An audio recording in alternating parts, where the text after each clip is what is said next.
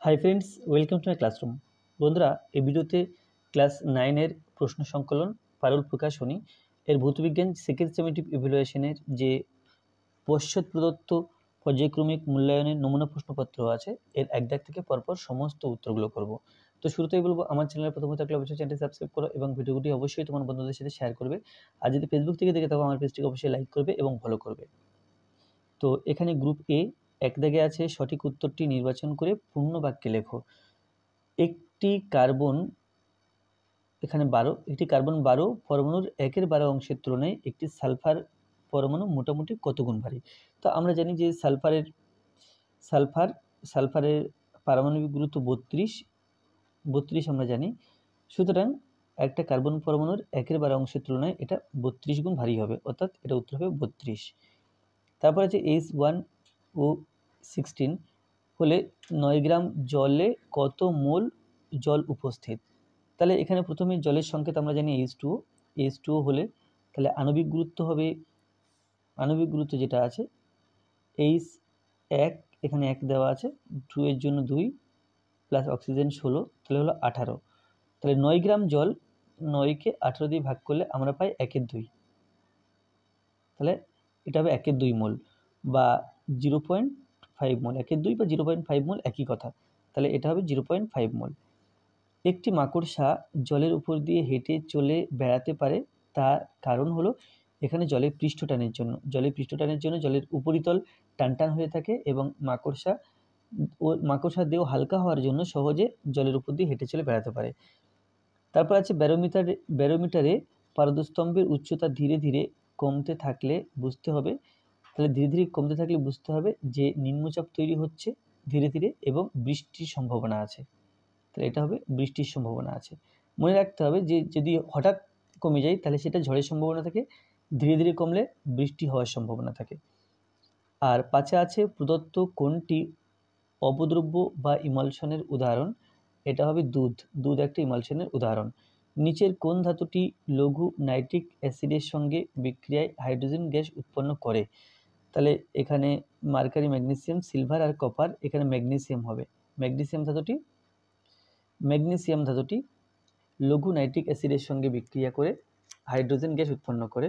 এমনকি nitric acid বলে কথা নাই, লঘু হাইড্রোক্লোরিক অ্যাসিড বা লঘু সালফিউরিক অ্যাসিড তাদের সাথেও বিক্রিয়া করেও এই ম্যাগনেসিয়াম হাইড্রোজেন গ্যাস উৎপন্ন করে।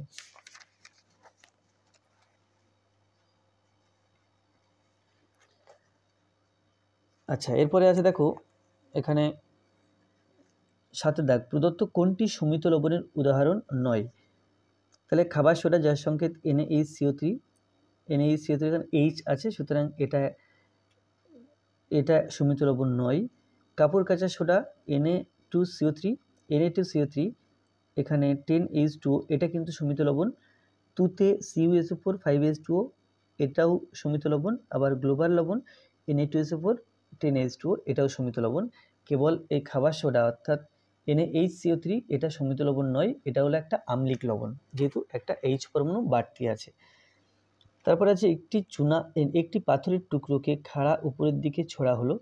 পাথরটি এই ঊর্ধ্বমুখী যাত্রাপথের মধ্যবিন্দুতে পাথরটির গতিশক্তি সর্বাধিক না স্থিতিশক্তি সর্বাধিক, গতিশক্তি ও স্থিতিশক্তি উভয়ের সমান, নাকি গতিশক্তি অপেক্ষা স্থিতিশক্তি কম।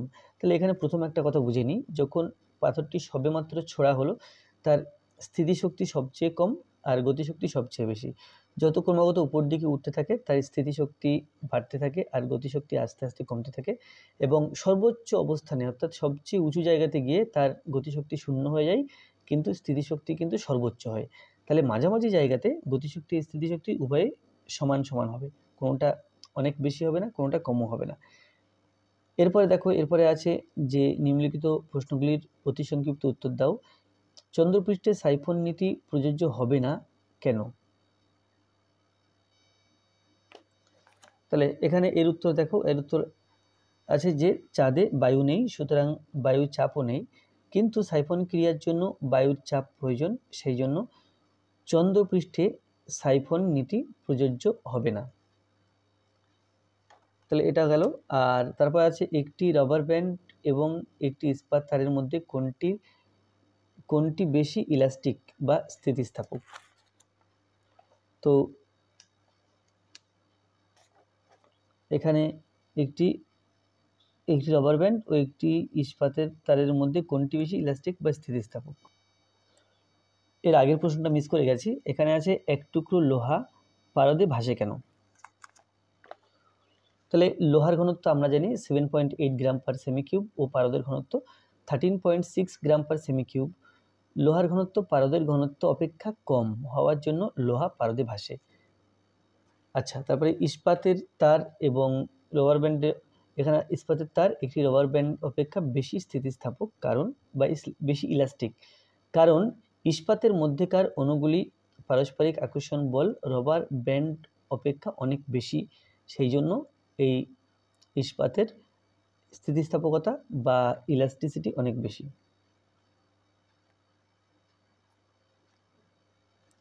পরবর্তী আছে ঘাত ও চাপের মধ্যে সম্পর্কটি কী?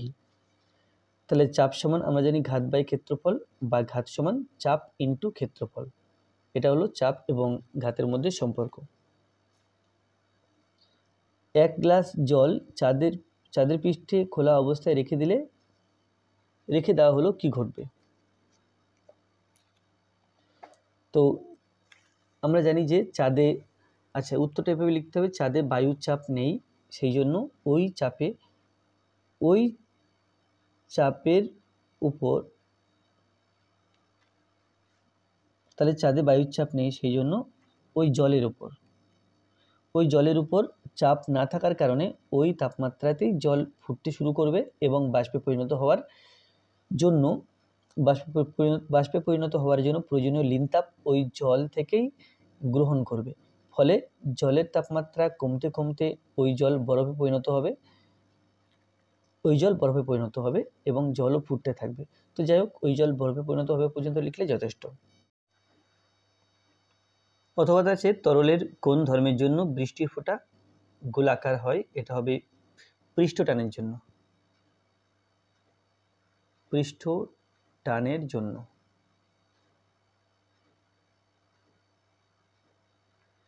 ঘুড়িতে দম দেওয়ার সময় স্প্রিং এর মধ্যে ড্যাশ শক্তি জমা থাকে, এটা হবে স্থিতিস্থাপক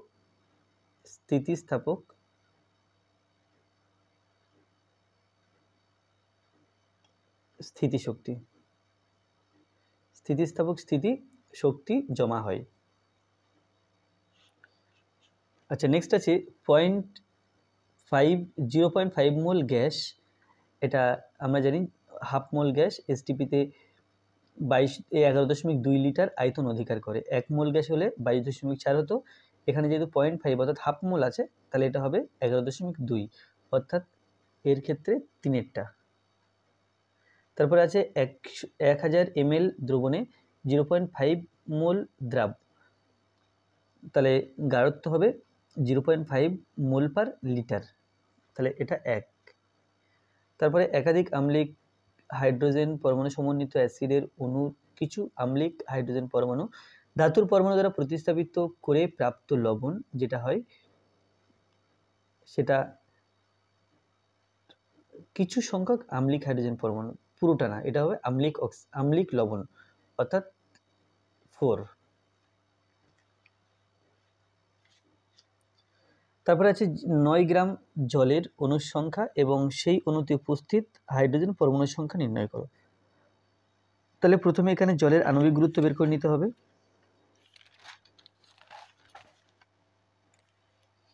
জলের সংকেত H2O, জলের আণবিক গুরুত্ব 18, মোল সংখ্যা 9 গ্রাম যেহেতু ছিল, তাহলে ভর বাই আণবিক গুরুত্ব, তো এখানে ভর 9 এবং আণবিক গুরুত্ব 18 কাটাকুটি করলে 1/2, এটা হলো মূল সংখ্যা। তাহলে এর সাথে অ্যাভোগাড্রো সংখ্যা গুণ করলে আমরা অণুর সংখ্যা পাবো, এটা হলো 3.011 × 10⁻23। এখন পরমাণুর সংখ্যা বের করতে হবে, তাহলে একটি অণুতে H পরমাণুর সংখ্যা 2টো, কারণ এখানে H2 আছে, হাইড্রোজেন পরমাণুর সংখ্যা 2, তাহলে এত সংখ্যক অণুতে পরমাণু থাকবে দিস ইন্টু 2, অর্থাৎ 6.022 × 10⁻23 এই সংখ্যক এখানে হাইড্রোজেন পরমাণু থাকবে। তারপর হচ্ছে এসটিপিতে 2.24 লিটার কার্বন ডাইঅক্সাইড গ্যাসে উপস্থিত অণুর সংখ্যা নির্ণয় করো। তাহলে এখানে দেখো যে এসটিপিতে 22.4 লিটার যদি হতো তাহলে তার অণুর সংখ্যা হতো অ্যাভোগাড্রো সংখ্যক, কিন্তু ওখানে কিন্তু 22.4 নেই, ওখানে আছে 2.24 লিটার। তাহলে 22.4-এর জন্য যদি অ্যাভোগাড্রো সংখ্যক হয়, 1-এর জন্য হবে অ্যাভোগাড্রো সংখ্যা, তাকে এই 22.4 দিয়ে ভাগ, এবং 2.24-এর জন্য হবে এটাই বসবে, শুধু এই সংখ্যাটা উপরে গুণ হবে। তো এখান থেকে এটা প্রায় একই সংখ্যা, কিন্তু এর একটা সংখ্যার আগে দশমিক, এখানে দুটো সংখ্যার আগে দশমিক, সেই জন্য একই পিঠে দুটো শূন্য নিচে দেওয়া হয়েছে, আর এর জন্য একই পিঠে একটি শূন্য উপরে দেওয়া হয়েছে। কাটাকুটি করে পাওয়া যাচ্ছে 6.022 × 10⁻22, কারণ এখানে 23 ছিল, এখানে একটা 10 নিচে, অর্থাৎ 10 দিয়ে ভাগ করলে একটা 10 কমে এটা 22 হবে, 10⁻22।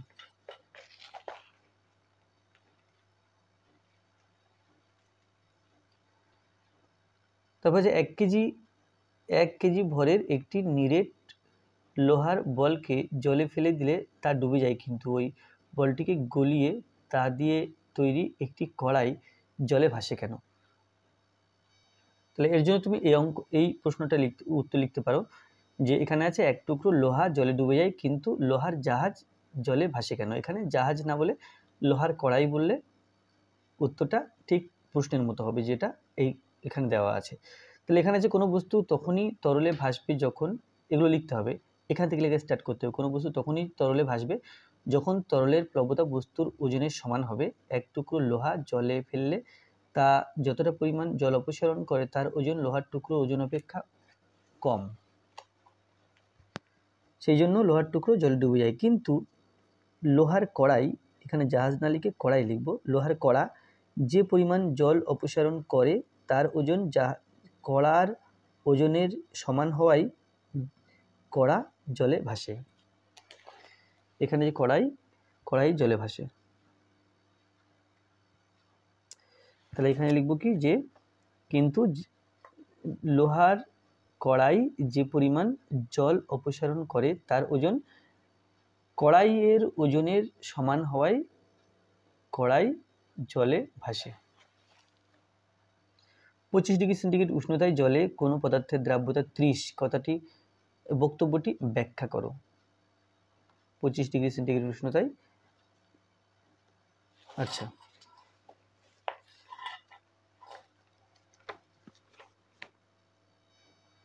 এর জন্য তোমার এই প্রশ্নটার উত্তর লিখতে পারো। এখানে আছে 20 ডিগ্রি সেন্টিগ্রেড উষ্ণতায় জলে খাদ্য লবণের দ্রাব্যতা 35 বলতে কি বোঝো?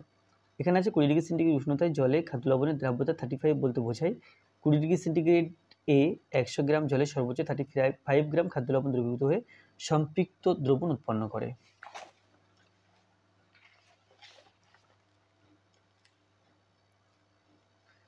আচ্ছা, এখানে তারপরে আছে অ্যাসিড ও ক্ষার দ্রবণের প্রশমনে নির্দেশক ব্যবহার করা হয় কেন?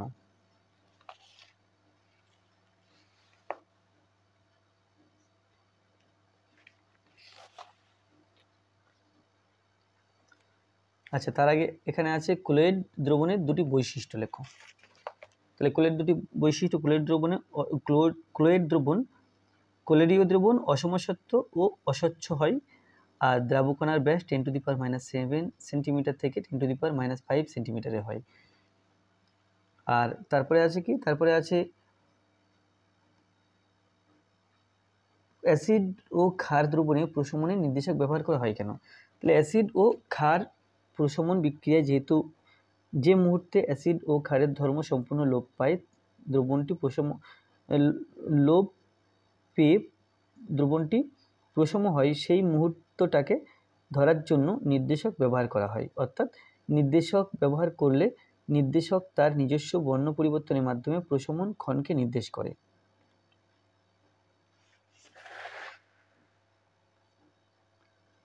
তারপরে আছে একটি বস্তুকে 20 সেন্টিমিটার সরাতে 26.2 জুল কাজ করতে হয়, বস্তুটির উপর কত বল প্রয়োগ করতে হবে? তাহলে এখানে বস্তুটির সরণ 20 সেন্টিমিটার বলা আছে, কার্যের পরিমাণ 26.2 জুল, আর যেহেতু এটা সেন্টিমিটার আছে, সিজিএস পদ্ধতিতে আছে, এটাকেও সিজিএস পদ্ধতিতে করে নেব। তাহলে জুলটাকে আমরা জানি 1 জুল সমান 10⁻7 আর্গ, সুতরাং 26.2কে 10⁻7 দিয়ে গুণ করলে এটা আর্গ হয়ে যাচ্ছে। তাহলে প্রযুক্ত বল এফ বের করতে হবে। তাহলে এস, ডাব্লিউ আর এফ এর মধ্যে সম্পর্ক আমরা জানি ডব্লিউ সমান এফ এস। তাহলে এখান থেকে এফ সমান পাই ডব্লিউ বাই এস, ডাব্লিউর মান বসিয়ে দিলাম, এস এর মান বসিয়ে দিলাম, আর হিসাব করে পেলাম 1.31 × 10⁻7 ডাইন। এটা হলো 3/5। এরপর অথবা একটি যন্ত্র 1 মিনিটে 1200 জুল কার্য সম্পাদন করে, ওই যন্ত্রের ক্ষমতা নির্ণয় করো। তো এখানে যে যে তথ্য দেওয়া আছে প্রথমে লিখে নিতে হবে। যেমন এখানে সময় 1 মিনিট বলা আছে, সেটা সেকেন্ডে করে নেব, তাহলে এটা 60 সেকেন্ড। কার্য 1200 জুল আর ক্ষমতা পি, এটা বের করতে হবে। তাহলে টিপি এবং ডাব্লিউ এর মধ্যে সম্পর্ক আমরা জানি পি সমান, অর্থাৎ ক্ষমতা সমান কার্য বাই সময়, বা পি সমান ডাব্লিউ বাই টি। এখানে ডাব্লিউর মান 1200 এবং টি এর মান 60 বসিয়ে দিলে এটা সমান আমরা পাচ্ছি 20 ওয়াট। যেহেতু এসআই পদ্ধতিতে ক্ষমতার একক ওয়াট, সেই জন্য এটা 20 ওয়াট হলো। তারপরে 4 দাগে আছে 150 গ্রাম চুনাপাথরকে উত্তপ্ত করলে এসটিপিতে কত আয়তনে কার্বন ডাইঅক্সাইড পাওয়া যাবে তা নির্ণয় করো, বিক্রিয়ার সমীকরণ লেখো। তাহলে এখানে প্রথমে সমীকরণটা লিখতে হবে। সমীকরণ আছে CaCO3 = CaO + CO2। এখানে অবশ্য তাপ দিতে হবে, তাপ। এবার তাহলে CaCO2 এর প্রথম আণবিক গুরুত্ব হিসাব করে নিই। Ca এটা 40, 12 এবং 16, 40, 12 এবং 16 তিনটে আছে, ইন্টু 3 দিলাম, তাহলে যোগ করে হলো 100। মোল সংখ্যা হবে ভর বাই আণবিক গুরুত্ব। এখানে ভর ছিল 150 গ্রাম এবং আণবিক গুরুত্ব বেরিয়েছে 100, তাহলে ভাগ করলে 3/2 হচ্ছে, তাহলে এখানে 3/2 মোল।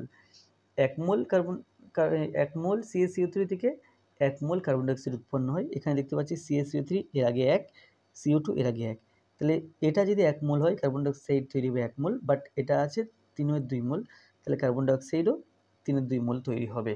তাহলে এসটিপিতে এই 3/2 মোলের আয়তন 22.4 এর সাথে 3/2 গুণ করতে হবে, গুণ করলে 11.2, তার সাথে 3 গুণ, তাই 33.6 লিটার। এরপরে 4/2তে আছে, আচ্ছা তার আগে এখানে দেখি, এখানে আছে এসটিপিতে 2.2, আচ্ছা অন্যটা করছি। 2 আছে 0.1 সেন্টিমিটার স্কয়ার প্রস্থচ্ছেদ এবং 1 মিটার দৈর্ঘ্য বিশিষ্ট একটি ইস্পাতের তার থেকে 2 কেজি ভরের একটি বস্তু ঝুলিয়ে দিলে তারটির দৈর্ঘ্য কতটা বৃদ্ধি পাবে। ইস্পাতের ইয়াং গুণাঙ্ক আছে 2 × 10⁻11 ডাইন পার সেন্টিমিটার স্কোয়ার। তাহলে এখানে যে তথ্যগুলো দেওয়া আছে সেগুলো সবার প্রথমে লিখে নিতে হবে। তো এখানে তথ্য দেওয়া আছে ইস্পাতের তারের প্রস্থচ্ছেদের ক্ষেত্রফল 0.1 সেন্টিমিটার স্কোয়ার, 0.1 সেন্টিমিটার স্কোয়ার, আর এটা অন্যভাবে লিখলে পাই 10⁻−1 সেন্টিমিটার স্কোয়ার। দৈর্ঘ্য এল, এটা 1 মিটার দেওয়া আছে, যেহেতু আমি সিজিএস পদ্ধতিতে হিসাব করছি, সুতরাং 1 মিটারকে সেন্টিমিটার করে নিলে পাই 100 সেন্টিমিটার। এবং প্রযুক্ত বল এফ, যেটা কিনা ওজনের সমান, ওজন মানে এমজি, এটা হলো 2000, অর্থাৎ 2 কেজি ভরের বস্তু, তাহলে 2000 হবে। আর জি ফর অভিকর্ষজ ত্বরণ 9.8, এটা হবে ডাইন। আর দৈর্ঘ্য বৃদ্ধি এল, এই দৈর্ঘ্য বৃদ্ধির পরিমাণটা বের করতে হবে। তো আমরা জানি ইয়াং গুণাঙ্ক। আচ্ছা আর একটা কথা, এখানে ইয়াং গুণাঙ্ক দেওয়া আছে 2 × 10⁻11 ডাইন পার সেন্টিমিটার স্কোয়ার। তাহলে আমরা জানি ওয়াই সমান F by A, L by L. F, A, L, এই প্রত্যেকের মান কিন্তু উপরে দেওয়া আছে, শুধু এল এর মান দেওয়া নেই। তো এল এর মানটা বের করার জন্য এখানে কি করলাম, এখানে এটা সরল করে লিখলাম এফ বাই এল। এ এবং এই ক্যাপিটাল এফ, এই এ এবং ক্যাপিটাল এল নিচে, এফ এবং এই এল ওপরে, এফ এল বাই এ, এল বজ্রগুণ করলে পাই ওয়াই এ এল, এই যে ওয়াই এল সমান এফ এল, তাহলে এল সমান F L by Y A, এই মানগুলো সব জানি, বসিয়ে দিলে এল এর মান আলটিমেটলি পেলাম 9.8 × 10⁻−5 সেন্টিমিটার। তারটির দৈর্ঘ্য 9.8 × 10⁻−5 সেন্টিমিটার বৃদ্ধি পাবে।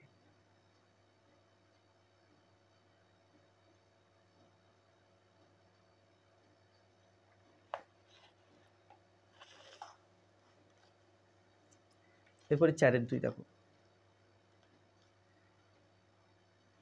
4, এবার 4 এটা হলো, আচ্ছা এখানে একটা অঙ্ক আছে, একটি আয়তন মাপক চোঙে 500 সেমি কিউব জল আছে, 100 গ্রাম ভরের একটি নিরেট ধাতব গোলককে ওই জলে সম্পূর্ণ ডুবিয়ে দিলে তার জলতল আয়তন মাপক চোঙটির স্কেলে 530 সেন্টিমিটার কিউব দাগকে স্পর্শ করে, ধাতব বলটির আয়তন ও ঘনত্ব কত? তাহলে আয়তন ক্ষেত্রে আমরা এই পরের পার্ট থেকে আগের পার্টটা বিয়োগ করবো, তাহলে 30 সেমি কিউব হবে, তাহলে আয়তন হলো 30 সেমি কিউব। তাহলে এই ভরকে আয়তন দিয়ে ভাগ করলে, 30 দিয়ে ভাগ করলে আমরা ঘনত্ব পাবো। তো সেটা এখানে করেছি। এখানে যেটা আগের পার্ট ছিল সেটা হলো 500 সেমি কিউব প্রাথমিক পার্ট, আর অন্তিম পার্ট বা পরে যে পার্টটা হলো সেটা 530। তাহলে ধাতব বলের ভর m সমান 100 গ্রাম। এবার তাহলে আয়তন হবে v2 - v1, অর্থাৎ 530 থেকে 500 বিয়োগ করতে হবে, তাহলে 30 সেমি কিউব হবে। আর তাহলে আয়তন একটা উত্তর পেয়ে গেলাম। এবার ঘনত্ব বের করতে হবে, ঘনত্ব সমান m/d, m সমান 100, আর v মানে v এখানে 30 আছে, 30 বেরিয়েছে, তাহলে 100কে 30 দিয়ে ভাগ, তাহলে 10/3 গ্রাম পার সেমি কিউব। আর এটা যদি মিশ্র ভগ্নাংশ করি 3.1 হবে, আর দশমিক ভগ্নাংশ করলে 3.33 হবে গ্রাম পার সেমি কিউব।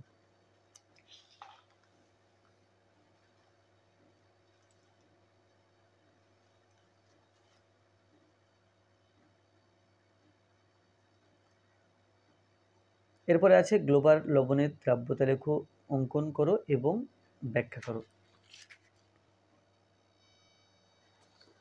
তো গ্লোবাল লবণের দ্রাব্যতা লেখো, এটা তোমরা এটা আঁকবে। এখানে এই ছকগুলো করার দরকার নেই, কেবল এখানে এক্স অক্ষ ওয়াই অক্ষ টেনে জাস্ট এক্স অক্ষ থাকবে, এই দাগগুলো থাকবে না মাঝখানে, এক্স অক্ষ থাকবে, ওয়াই অক্ষ থাকবে, আর এটা এরকমভাবে জাস্ট একটা রেখা অঙ্কন করে দিতে হবে। তাহলে এটা হলো গ্লোবাল লবণের দ্রাব্যতা লেখো। আর ব্যাখ্যা এখানে আছে, ব্যাখ্যা এখানে দেখে নাও যে গ্লোবাল লবণের দ্রাব্যতা লেখো সঙ্গে কীভাবে পরিবর্তিত হয় তা লেখচিত্রের সাহায্যে দেখাও ও ব্যাখ্যা করো। লেখচিত্র ওইখানে দেখালাম এবং ব্যাখ্যাটা এখানে লেখা আছে, তোমরা এইগুলোই লিখবে। তো এখানেও জল বেরিয়ে যায়, তাই 32.4 ডিগ্রি সেন্টিগ্রেড এর পর থেকে দ্রাব্যতা একটি অনাদ্য সোডিয়াম সালফেটের দ্রাব্যতা লেখা। অর্থাৎ প্রথমে তাপমাত্রা বৃদ্ধির সাথে সাথে এর দ্রাব্যতা বেড়ে চলেছে, বাড়তে বাড়তে এক জায়গাতে এসে তারপরে দ্রাব্যতা আবার কমে যাচ্ছে। তাহলে প্রথম যে দ্রাব্যতাটা আমরা লেখাটা পাচ্ছি এটা কিন্তু গ্লোবাল লবণের, বাট 32.4 ডিগ্রি সেন্টিগ্রেড উষ্ণতায় কী হয়, গ্লোবাল লবণের সংকেত আমরা জানি Na2SO4, Na2SO4, 10H2O, এটা হচ্ছে গ্লোবাল লবণের সংকেত। তো 32.2 ডিগ্রি সেন্টিগ্রেড তাপমাত্রায় এই কেলাস জলটা আর থাকে না, তখন কেবল Na2SO4 থাকে। আর গ্লোবাল লবণের দ্রাব্যতা বাড়ছিল, বাট Na2SO4 এর দ্রাব্যতা কিন্তু উষ্ণতা বৃদ্ধিতে আর বাড়ে না, বরং কমে যায়। সেই জন্য গ্লোবাল লবণের ক্ষেত্রে উষ্ণতা বৃদ্ধি করলে প্রথম দ্রাব্যতা বাড়ে এবং পরে কমে যায়। তো পরে যেটা কমে যায় ওটা কিন্তু আর গ্লোবাল লবণ থাকে না, ওটা Na2SO4 থাকে বা সোডিয়াম সালফেট থাকে। তারপরে আছে দুটি পাত্র ACL ও H2SO4 জলীয় দ্রবণ আছে, রাসায়নিক পরীক্ষার সাহায্যে এদের কিভাবে শনাক্ত করবে, পরীক্ষা ও বিক্রিয়া সমীকরণ লেখো।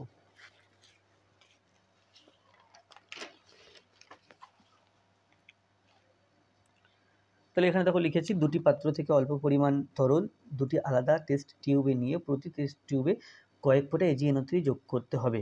পর্যবেক্ষণ দেখা যাবে একটি টেস্ট টিউবের সাদা অধক্ষেপ উৎপন্ন হয়েছে। আমরা জানি HCl অ্যাসিড AgNO3 এর সাথে বিক্রিয়া করে AgCl এর সাদা অধক্ষেপ উৎপন্ন করে, সুতরাং এই নমুনাটি HCl, অর্থাৎ যে পাত্রে সাদা অধক্ষেপ পড়েছে সেটি কিন্তু HCl হবে। আর সমীকরণ হলো HCl + AgNO3 = AgCl + HNO3।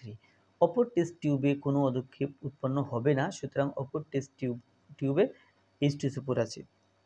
তাহলে কোন টেস্ট টিউবে কী আছে সেটা আমরা এই পরীক্ষা দিয়ে এভাবে জানতে পারি। এরপরে দেখো 4-এর অথবাতে আছে কি,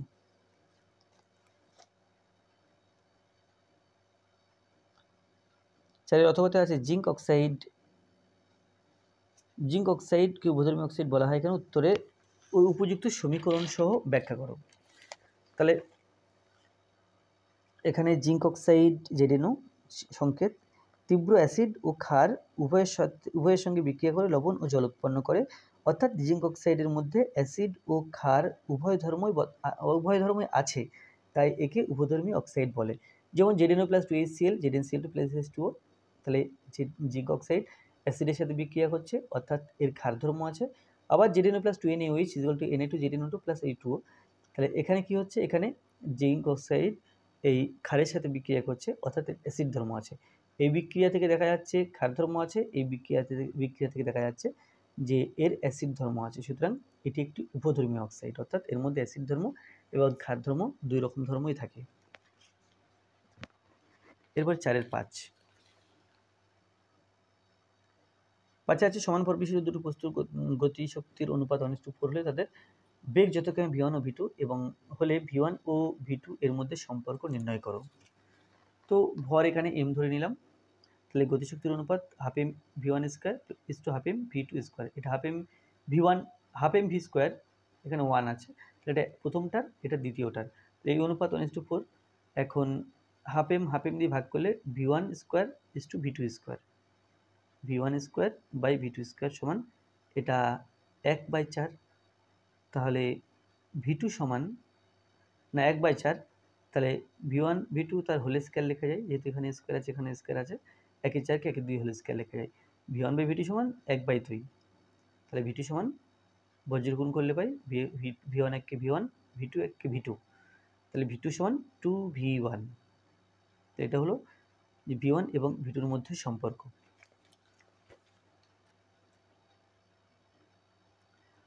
তারপরে হচ্ছে একটি 10 কেজি ভরের বস্তুকে পি অবস্থান থেকে ছেড়ে দেওয়া হলো। বস্তুটি অবাধে পড়তে থাকলে পি অবস্থানে বস্তুটির গতিশক্তি কত, কিউ অবস্থানে বস্তুটি কত উচ্চতায় অবস্থিত, আর অবস্থানে বস্তুটি গতিশক্তি কত। এটা পি অবস্থান, কিউ অবস্থান এবং আর অবস্থান।